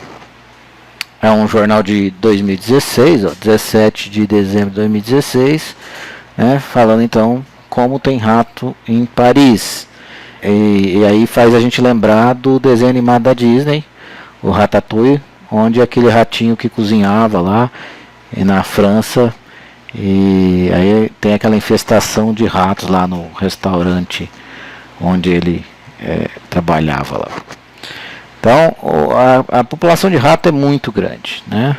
E é a principal fonte de leptospirose no meio urbano. Então a leptospirose ela torna-se muito perigosa nos momentos de enchente, porque quando você tem uma enchente como essa que está aqui, né, essas crianças brincando em água de enchente, isso é extremamente perigoso, porque nessas enchentes a água sai do esgoto, sai das galerias, né, e essas águas estão potencialmente contaminadas com a urina do rato, e dependendo da quantidade da presença de ferimentos na pele, isso pode facilitar a contaminação das pessoas. É uma bactéria, ela penetra então através da pele, pode ser uma pele íntegra, ou seja, sem ferimentos, de mucosas, olhos, nariz, boca, então pode entrar pela boca, pode entrar pelo nariz, os olhos, né, que é mais fácil a bactéria entrar por ali, pelas mucosas, que é mais fino. A pele íntegra é mais difícil. Pequenos ferimentos facilitam a entrada da bactéria pela pele, a ingestão de água e alimentos contaminados. E as principais vítimas ocupacionais desta patologia, dessa bactéria, são os trabalhadores das galerias, dos esgotos, enfim, os garis, né? O pessoal da serviço de limpeza urbana, que limpam essas galerias de chuva, limpam esgotos, onde há uma presença enorme de ratos. Então a bactéria está presente nessas águas sujas, né? Então os trabalhadores que fazem limpeza de entulhos, bueiros, galerias, esgotos são as principais vítimas dessa doença ocupacional pela leptospira. Nós temos 3 formas: uma forma subclínica, que é uma forma leve, que parece uma gripe, né, muito confundida com o mal-estar de uma gripe, né, dor no corpo, indisposição. Temos a forma anictérica, que representa 70% dos casos, então a maioria dos casos é na forma anictérica. Anictérica significa que não está amarelo, como esses aqui estão. Olha o olho desse indivíduo, como está amarelado. Esse aqui também, a pele está amarelada, o olho está amarelado. Essa é a forma icterohemorrágica, né? Icterohemorrágica. Então ela dá hemorragia e fica ictérica. Icterícia é aquela cor amarelada que dá na hepatite, né? É porque essa doença agride o fígado, então dá icterícia, né? Como se fosse a hepatite por vírus, mas é uma agressão, uma hepatite por bactéria. Então vejam, 70% dos casos então são anictéricos, ou seja, não fica amarelo. Ocorre nas pessoas mialgia, que é dor muscular, náuseas, vômitos, febre, tosse, fotofobia, né, que é dificuldade de olhar para a luz, manchas, olhos vermelhados com petequias e hemorragias pode dar, então, como nesse aqui, só que sem icterícia, dor de cabeça, aumento do fígado, aumento do baço, ínguas, dor na panturrilha. Essa é uma característica importante da doença, a presença de dor na panturrilha, dores lombares intensas. A forma icterohemorrágica ou ictérica, né, que é a síndrome de Weil, a pessoa tem icterícia, insuficiência dos rins, hemorragias pulmonar, digestiva com alta letalidade. De 20 a 50% das pessoas que têm essa forma da doença vão a óbito, né? Vão morrer. Então é por isso que essa bactéria é chamada leptospira icterohemorrágica, né? Vem de icterícia e hemorragia. Então essa é a forma mais grave da doença. Você vê que o nariz do indivíduo está sangrando aqui, o olho está sangrando, está amarelo que nem se fosse uma hepatite, e são formas muito graves da leptospirose. Como é que a gente diagnostica as pessoas portadoras da leptospirose? Nós podemos fazer exame bacteriológico do sangue, da urina, do líquor, para pesquisar a presença da bactéria, fazendo cultura, e também há testes sorológicos para detectar a leptospira. Então, os trabalhadores da limpeza urbana são as principais vítimas dessa doença ocupacional pela bactéria leptospira icterohemorrágica. O tratamento é feito por antibióticos do tipo doxiciclina, penicilina, entre outros, por 7 a 10 dias. Prevenção. Atualmente não existem vacinas eficazes para humanos. Para animais existem. Se vocês forem ver os cachorros de vocês, todos eles tomam vacina para leptospirose, tá? Os cachorros normalmente tomam aquelas vacinas polivalentes, que são para parvovirose, sinomose, e também, se vocês olharem lá no meio, tem para leptospirose. São 2 vacinas que basicamente os cachorros tomam. É a de raiva e a polivalente. E essas polivalentes têm várias doenças. Algumas são até 10 doenças, outras 8 doenças. E vocês vão ver que uma das doenças é a leptospirose. Temos que buscar o controle da população de roedores, né? Às vezes que são os principais portadores dessa bactéria. Evitar o contato com água, lama, que possam estar contaminados pela urina do rato. Então aqui cabe a proteção desses trabalhadores com utilização de equipamentos, evitando o contato direto com essas águas sujas, a presença de equipamentos individuais que impermeabilizem a roupa e evitando o contato da água com a pele dos trabalhadores, com as mucosas, com o nariz, com a boca, enfim. É muito importante a proteção dos trabalhadores no contato com essas águas. Em serviço também de saneamento, abastecimento de água, lixo, esgoto, é muito importante o treinamento dos trabalhadores para evitar que se contaminem com essa bactéria. A automação de alguns processos pode ajudar muito a evitar esse tipo de contato do ser humano com essas águas contaminadas. Então, evitar do trabalhador entrar na galeria, usar equipamentos que façam isso, enfim. É por isso que está lá na NR 15, anexo 14. Aqui anexo 14, agentes biológicos, nós temos grau de insalubridade máximo para os trabalhadores que trabalham com galerias e tanques, né, esgoto, lixo urbano, coleta, industrialização, enfim. Porque exatamente esses trabalhadores mexem com um ambiente muito contaminado, e entre eles a leptospira. A leptospira, lá no anexo 1 da NR32, está classificado como uma bactéria de classe de risco 2, risco individual moderado para o trabalhador, com baixa probabilidade de disseminação para a coletividade. A próxima doença é o tétano. O tétano, muito conhecido, todo mundo já tomou aí vacina de tétano. Quem não tomou já devia ter tomado, né? É uma vacina que é feita na infância e em 3 doses, depois repetida a cada 10 anos, pois é uma doença extremamente grave, né? As pessoas que pegam tétano raramente sobrevivem. Então, é uma doença muito grave. O tétano é causado por uma bactéria chamada Clostridium tetani, e ela vai infectar ferimentos do ser humano. Tá? Então, ela pode ocorrer ocupacionalmente em acidentes do trabalho, na agricultura, na construção civil, na indústria, enfim, em todos os ambientes que possa ter um ferimento. A história de que prego enferrujado é que causa tétano é furada, né? Isso aí é um conceito popular. É claro que é uma das fontes de desenvolvimento do tétano, mas qualquer ferimento em que possa entrar a bactéria e essa bactéria desenvolvê-la. Essa bactéria tem esporos presentes no solo, no chão, nas fezes dos animais. Então, não tem necessariamente a ver com a questão de ferrugem do prego. Ela está presente no ambiente. O que vai acontecer é que ela vai penetrar quando ocorrer um ferimento. É um bacilo, nós podemos ver aqui o formato dela. Ela forma esporos, como o bacilo anthrax que nós vimos, e os esporos ficam espalhados pelo solo, pelas fezes dos animais, né, e vão infectar feridas.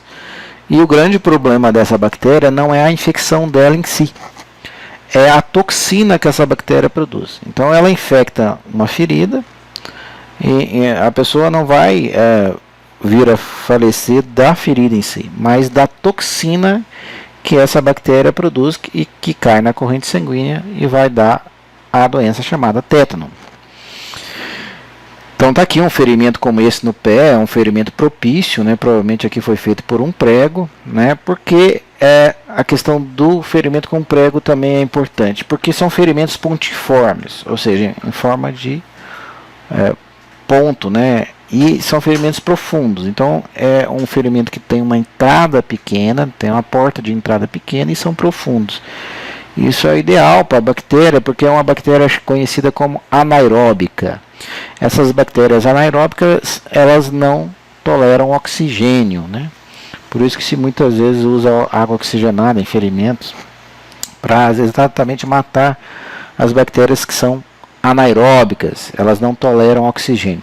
Então essas bactérias, quando estão profundamente no ferimento, é o ambiente ideal para bactéria do tétano, né, o Clostridium tetani. Então as bactérias, os esporos estão presentes no ambiente, na terra, no solo, em sujeira, em estrume, infectam ferimentos, em especial os ferimentos fechados, como eu disse. E então, quando está na ferida, produz a neurotoxina, ou seja, uma toxina que atinge o sistema nervoso, chamado tetanoespasmina, que afeta os neurônios motores, gerando espasmos musculares, né? Então, por isso que ela chama tetanoespasmina. Ela dá espasmo nos músculos, contrações nos músculos, né? Então, aqui o ferimento muito propício para o desenvolvimento do tétano. Então, aqui está uma criança com tétano neonatal. Ela começa a ter espasmo dos músculos, contrações dos músculos, e isso faz com que a criança adquira essa posição de contração da coluna, e veja o braço como está esticado, a coluna está contraída, o pescoço para trás, mais ou menos também como está esse senhor aqui desenhado. São contrações que deixam a pessoa toda dura, espasmos dos músculos, né? O tétano era uma doença muito comum nas crianças recém-nascidas, porque o pessoal tinha mania de curar o umbigo com as mais diversas coisas, né?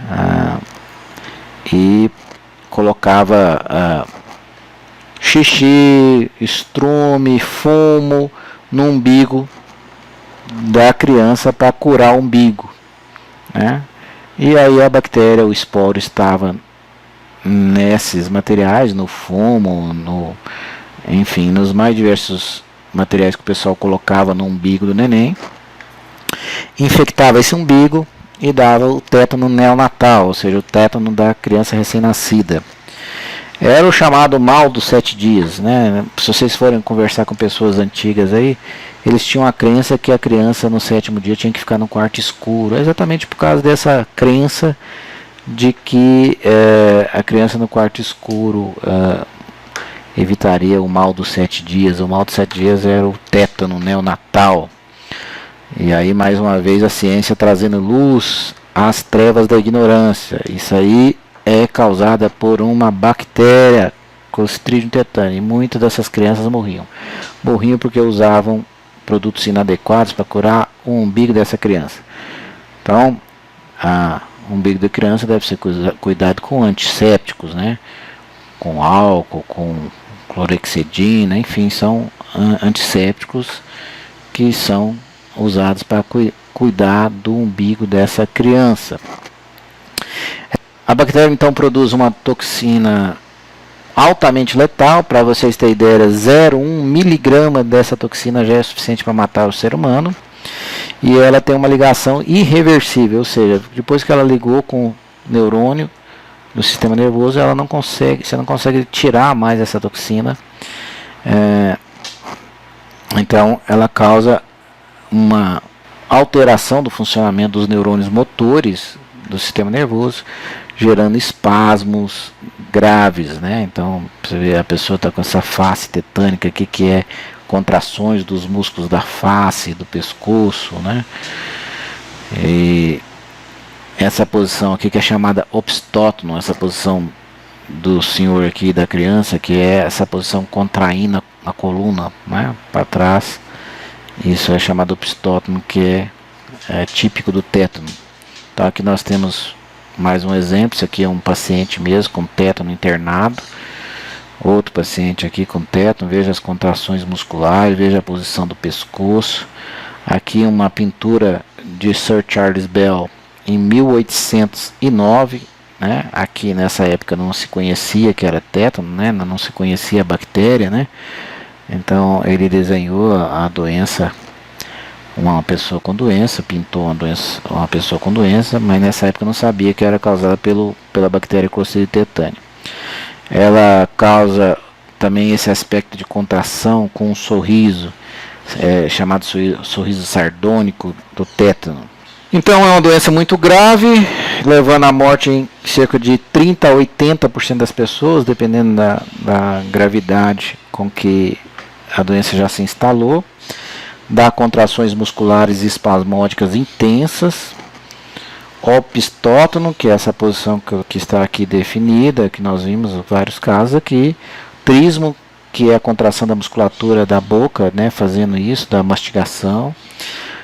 Essas contrações podem ser tão intensas que fratura a coluna e leva a uma parada respiratória ou cardíaca por contrações musculares e dificuldade respiratória. E associado vem infecções secundárias, como pneumonia, etc. Também pode ocorrer crise de pressão alta com derrame cerebral. O diagnóstico ele é clínico epidemiológico, ou seja, você vai suspeitar quando você tem história de a pessoa ter tido um ferimento, de ter tido contato com possível fonte de Clostridium tetani. Então aqui outra criança com opistótono, vejam, um caso clássico de tétano. O tratamento se faz através de soro antitetânico. Quem tiver dúvida do que é um soro, né, ou uma imunoglobulina, nós falamos isso lá na primeira aula, né? Os soros são anticorpos tirados de animais, enquanto a imunoglobulina são anticorpos tirados de seres humanos, né? Você faz a inoculação da toxina na pessoa, né, ou da vacina ou da toxina no cavalo, e aí isso é gerado um anticorpo e depois você filtra esse sangue, tira o anticorpo e aplica na pessoa que está doente, porque o anticorpo vai combater a toxina, né? Então quanto mais precoce for dado o tratamento com soro antitetânico ou imunoglobulina antitetânica, melhor a chance do indivíduo de escapar da doença. Caso contrário, a morte é inevitável. A prevenção, como eu disse, são vacinas na infância, são 3 doses na infância, depois 1 dose a cada 10 anos.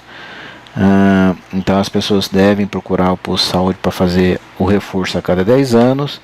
Muito cuidado com os ferimentos, limpeza, né, asepsia, fazer uma higienização e passar um antisséptico adequado nos ferimentos.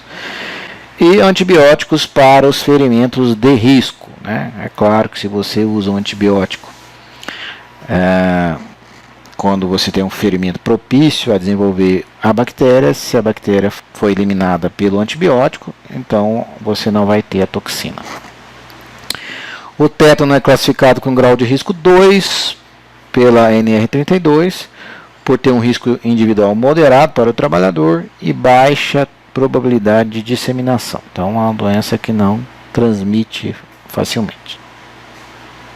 Dentro ainda das doenças bacterianas, nós teremos a psitacose ou ornitose, ou doença dos tratadores de aves.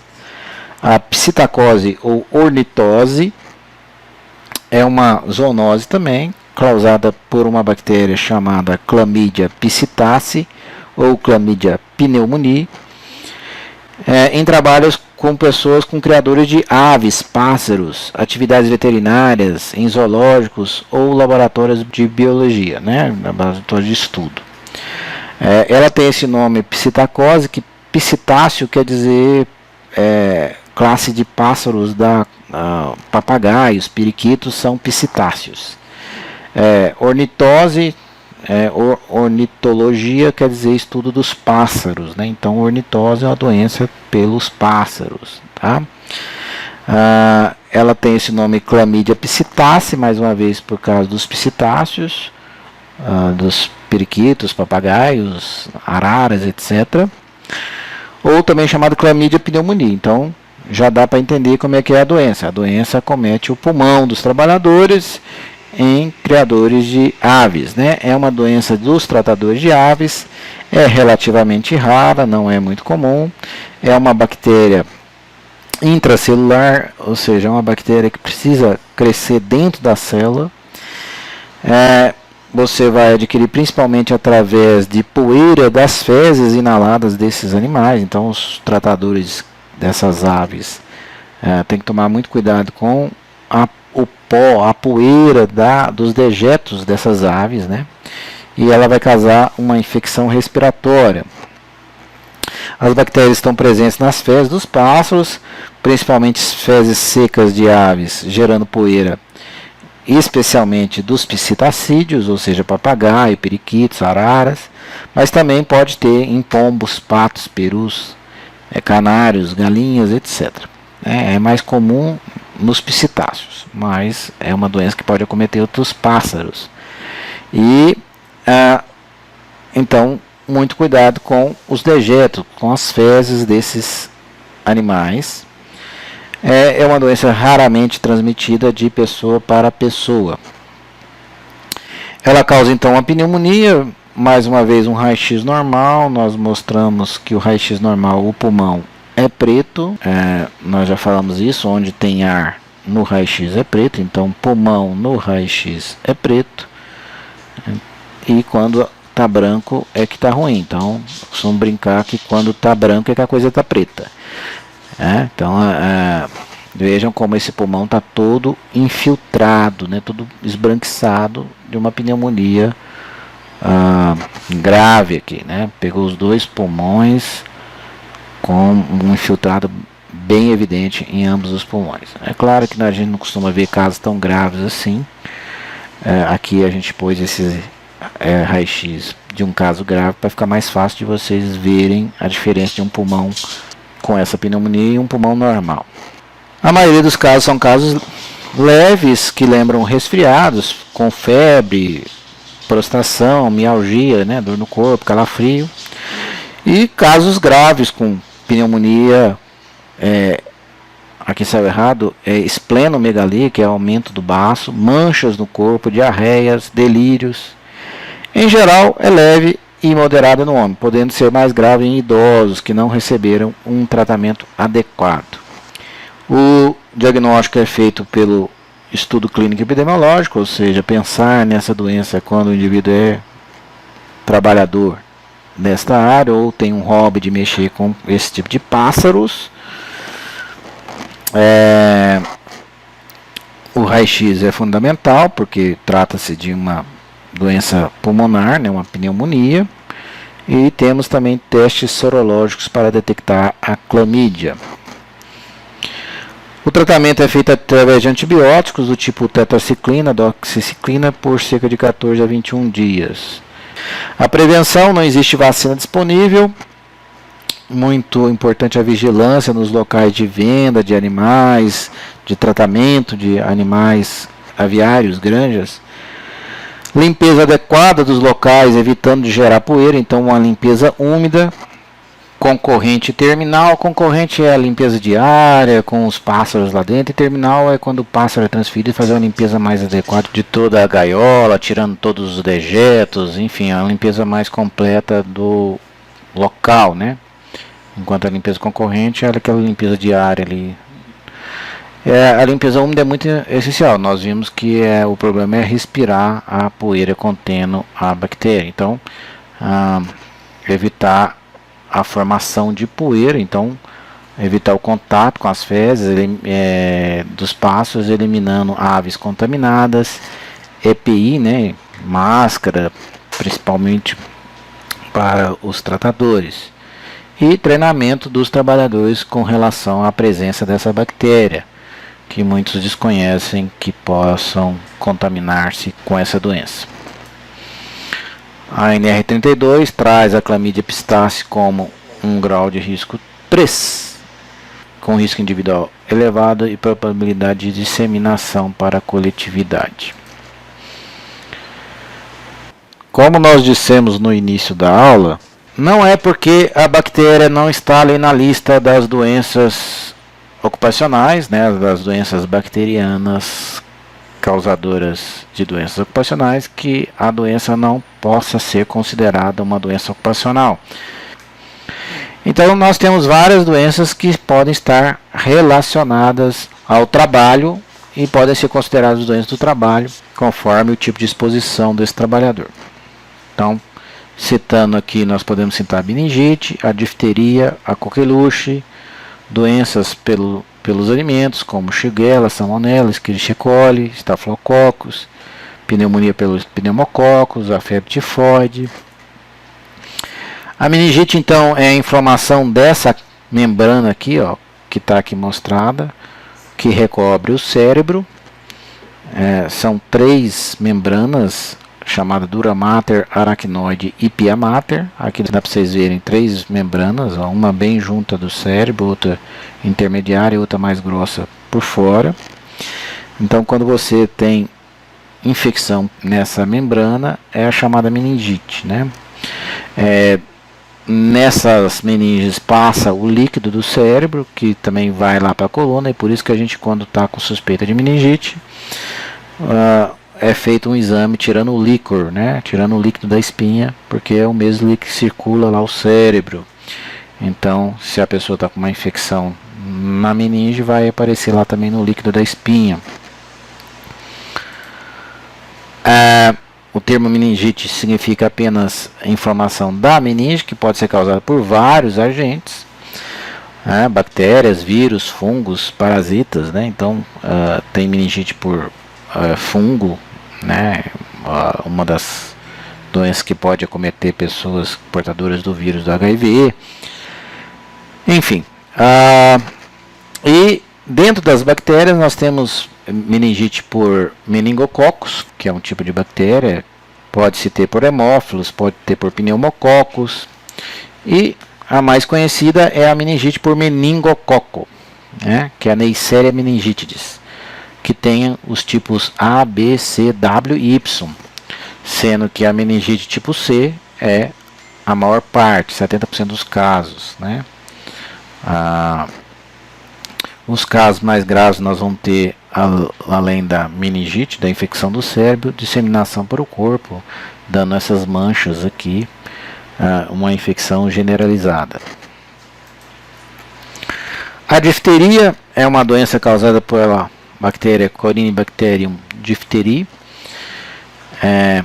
Essa bactéria, ela causa infecção na garganta, como está aqui, essa placa de pus, e também pode causar infecção na pele, e é uma doença grave porque ela também produz uma toxina que pode levar à morte, né? A maioria das pessoas são vacinadas contra essa doença. Existe a vacina, é feita na infância junto com a do tétano, é uma vacina tríplice, que é chamada DPT, que é difteria, tétano e coqueluche. São 3 bactérias que são vacinadas todas na mesma dose. Então, é uma das principais vacinas da infância, né? Vacina comuns da infância são a de tuberculose, a BCG, que nós vimos agora mesmo, a DPT, que é a de difteria, tétano e coqueluche, a de sarampo. Enfim, o calendário vacinal das crianças tem sido ampliado para evitar muitas doenças que antigamente não se tinha vacina, né? Então, o mais comum é aquela de uma faringoamidalite, né? Então, a inflamação da amígdala e da faringe junto, como está aqui. E também a forma cutânea, e essa toxina produzida por essa bactéria dá uma inflamação no coração e agride o sistema nervoso. Então, pode levar à morte desse indivíduo.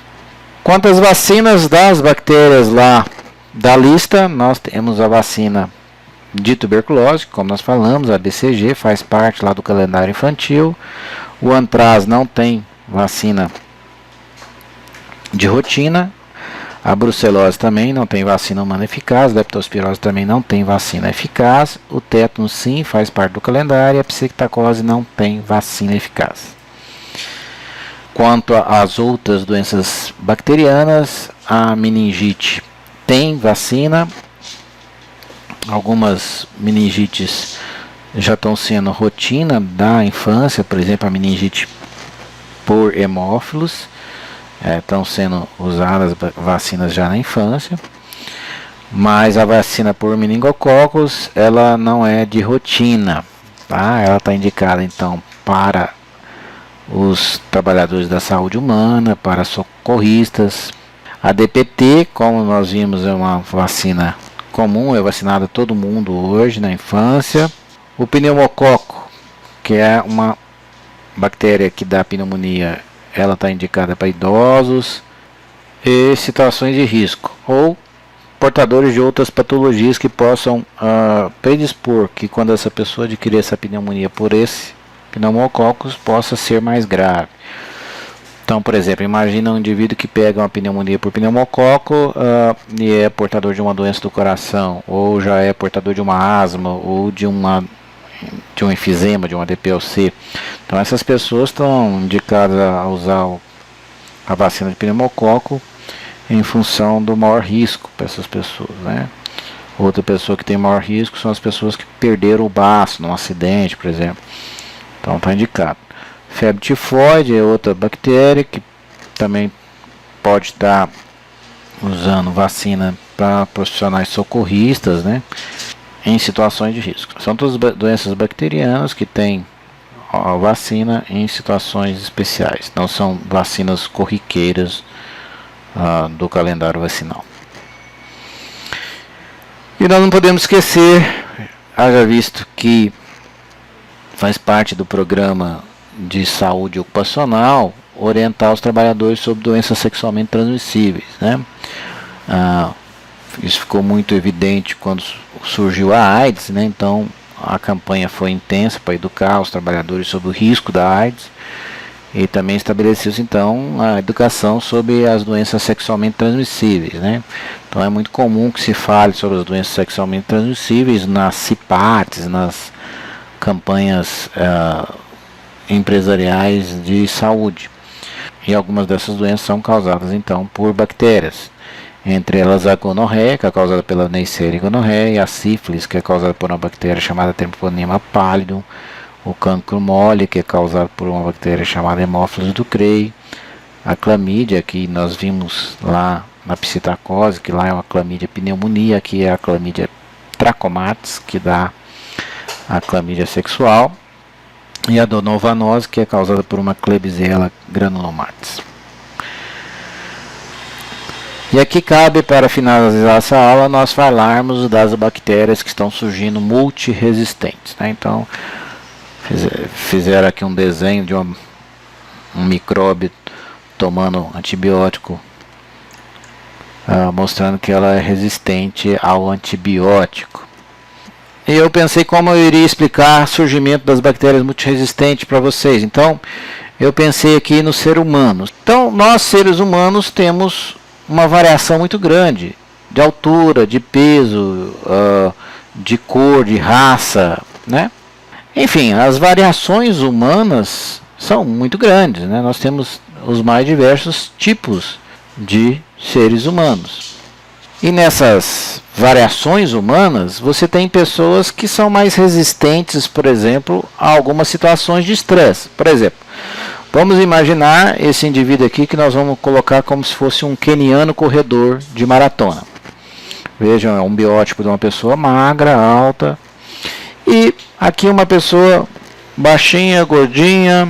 Vejam que essas pessoas, numa situação de estresse, numa situação de uma agressão, essa aqui vai estar mais resistente, essa pessoa, o queniano aqui vai estar mais resistente a correr no sol do que essa pessoa aqui. Então, imagine que isso ocorra também, essas variações para a bactéria. Vamos pegar aqui um exemplo de um Staphylococcus. Todos são Staphylococcus, igual aqui todos são seres humanos. Mas existe uma variação de bactéria para bactéria. E como nós vimos, a população de bactérias numa infecção são da ordem de milhões, bilhões de bactérias. E cada uma com uma certa variação. O que eu quero que vocês entendam, quando eu desenhei esse ser humano aqui, né, o Homo sapiens, todos são seres humanos com algumas variações. Assim também ocorre com as bactérias. Todos são estafilococcus, porém com algumas variações. E algumas vão se mostrar mais resistentes a um antibiótico. Por exemplo, aqui está desenhado uma azitromicina. Você dá uma azitromicina para o indivíduo que está com uma infecção por estafilococcus e digamos que a maioria das bactérias vão ser eliminadas ou vão morrer com esse antibiótico. Acontece que nessa variação muito grande de estafilococos, lá no meio existe uma que é mais resistente, assim como nós dissemos aqui desse queniano que é mais resistente para correr no sol. Então, digamos que lá no meio tem uma bactéria mais resistente a esse antibiótico. Ela não morre fácil com esse antibiótico, ela tem mecanismos individuais mais resistentes a esse antibiótico. Agora imagina se esse indivíduo usa de maneira inadequada, ou seja, usa por tempo incorreto ou usa de maneira incorreta esse antibiótico. Usa na dose errada, usa não no tempo certo, pelos dias certos, e aí essa infecção não é eliminada totalmente. Se a infecção não é eliminada totalmente, quais bactérias que sobraram? Sobraram exatamente as mais resistentes, as mais fortes em relação àquele antibiótico. Então, esse é um grande problema da automedicação com antibióticos. As pessoas antigamente compravam antibióticos na farmácia de qualquer jeito, o farmacêutico passava de qualquer jeito. Às vezes era um antibiótico que tinha que ser usado 14 dias, usava-se 7. E aí o que acontece? A infecção não eliminava totalmente, a pessoa piorava, e aí, ao piorar, ela tinha piorado e ficado com as bactérias mais fortes. E aí vocês imaginam, essa pessoa vai para um hospital com uma pneumonia, por exemplo, com a bactéria mais forte, porque sobrou da infecção maltratada a bactéria mais forte, a bactéria mais resistente. E aí ele interna no hospital e deixa lá no hospital, né, porque tudo bem, digamos que ela morreu, ou mesmo que ela se curou, tratou no hospital e se curou, mas ela deixou essa bactéria lá no hospital, a bactéria mais resistente. Tem cepa dessa bactéria lá no hospital e tem cepa dessa bactéria na comunidade mais resistente. Agora imagina isso multiplicando por várias pessoas que têm infecções maltratadas, mal curadas. Então, vai se criando cada vez mais bactérias mais resistentes. As mais sensíveis vão morrendo com os antibióticos e vão ficando as mais resistentes. Então, isso é a seleção natural que ocorre quando você usa de maneira errada antibiótico. Então, muitas das infecções que a gente tem são causadas por vírus, e nós vimos que antibiótico não tem ação nenhuma em vírus. E isso vai tornando as bactérias do ambiente resistentes àquele antibiótico, né? Então, o uso incorreto do antibiótico, ele facilita ao surgimento de bactérias cada vez mais resistentes. E é isso que tem ocorrido, né? Então, essa variação natural que existe, igual existe aqui no ser humano, variações de pessoas para pessoa, mas todos os seres humanos ocorre também na bactéria, e lá no meio tem uma mais resistente, e aí quando mal tratada vai sobrar só ela, a mais resistente, ela que vai continuar com a infecção e disseminar essa infecção para a comunidade. Então aqui mais uma vez, vejam, a resistência, claro, desse indivíduo a um estressor de correr no calor é muito melhor do que essa correndo no calor. Quer dizer, esse indivíduo vai resistir muito mais. Ambos são seres humanos, porém esse é mais resistente a essa situação de estresse de ter que correr no calor. Assim então também ocorre com as bactérias. Digamos então que a bactéria cinza que seja a mais resistente, quando você dá um antibiótico, mata as outras todas, mas fica ela, e se você não tomar todos os dias necessários para o tratamento, tomar mais ou menos, essa infecção vai voltar e vai voltar com a bactéria mais resistente. Espero que tenha ficado mais claro aí como que é o surgimento das bactérias multiresistentes. Então, esse tem sido um problema, por exemplo, na tuberculose. As pessoas não se tratam, às vezes, pelo tempo adequado. Nós vimos que o tratamento da tuberculose ele dura em torno de 6 meses, às vezes até mais. E as pessoas começam a se tratar, acham que estão melhores. Geralmente são pessoas de baixo nível cultural, às vezes muitos são alcoólatras e às vezes não usam de maneira adequada e não se curam, e quando volta a infecção, volta com a cepa mais resistente, já resistente àquele antibiótico, porque foi usado de maneira inadequada. E isso tem acontecido com várias bactérias, não só a da tuberculose. Então, volta e meia, vocês vão ver manchetes no jornal do tipo: maior hospital infantil do Distrito Federal restringe atendimento após morte de bebê com superbactéria. Então, nós estamos vendo o surgimento de superbactérias. São bactérias que os antibióticos não estão fazendo efeito mais, não estão matando essas bactérias. Então, outra manchete aqui: CTI do hospital é interditado por causa de bactéria multiresistente em Vila Velha. Isso está no mundo inteiro, né? Então nós não podemos deixar de alertar a questão das superbactérias, que são bactérias resistentes a muitos antibióticos. Esse alerta vem para que o uso do antibiótico seja um uso adequado, por isso que se proibiu a venda de antibiótico sem controle médico, né? Porque o médico é que vai saber quanto tempo é o adequado para você usar e matar todas as bactérias, para não surgimento de bactérias multiresistentes. Muito bem, próxima aula nós vamos falar dos vírus que estão na lista das doenças ocupacionais. Muito obrigado, espero que tenha sido proveitoso para vocês essa aula sobre bactérias causadoras de doenças ocupacionais. Façam críticas, façam sugestões para que a gente possa cada vez mais aprimorar este canal.